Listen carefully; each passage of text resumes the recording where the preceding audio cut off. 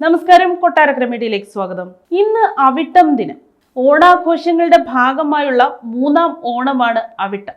അത്തം മുതൽ തിരുവോണം വരെയുള്ള ഓണാഘോഷങ്ങൾ കഴിഞ്ഞു വരുന്ന ദിവസമാണ് അവിട്ടം. ഓണദിനത്തിൽ ആരും പട്ടിണി കിടക്കാൻ പാടില്ലെന്നതിനാൽ ആവശ്യത്തിലേറെ ആഹാര സാധനങ്ങൾ ഉണ്ടാക്കും. തിരുവോണ ദിവസം പതിവ് പോലെ ഈ ഭക്ഷണ സാധനം ബാക്കി വരും. അത് സാധാരണ ദിവസങ്ങളിലേതിനേക്കാൾ കൂടുതലായിരിക്കുകയും ചെയ്യുക എന്നത് സ്വാഭാവികമാണ്. മിച്ചം വരുന്നത് പണ്ടുള്ളവർ കളയാറില്ല. അന്നം കളയുന്നത് പാപമെന്ന് വിശ്വസിച്ച തലമുറയാണല്ലോ നമ്മുടേത്.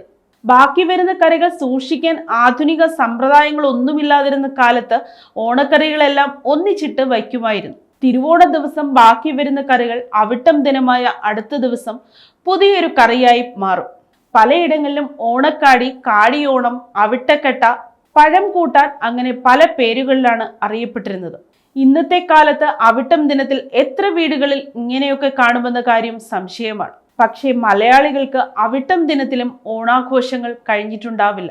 മിക്ക ആളുകളും ഓണത്തിന് ബന്ധുവീടുകളിൽ സന്ദർശനം നടത്തുന്നത് അവിട്ടം ദിനത്തിലായിരിക്കും. ബന്ധുക്കൾക്കായി വാങ്ങിയ ഓണക്കോടിയുമായി അവരെ കാണാനായി യാത്ര തിരിക്കും. അവിട്ടം ദിനത്തിലും മിക്കയിടങ്ങളിലും ക്ലബ്ബുകളും മറ്റും ഓണപരിപാടികൾ നടത്താൻ സജീവമായി തന്നെ കാണും. ഓണക്കളികളൊക്കെയായി മലയാളികൾക്ക് അവിട്ടവും ആഘോഷത്താൽ നിറഞ്ഞ ദിനമായിരിക്കും.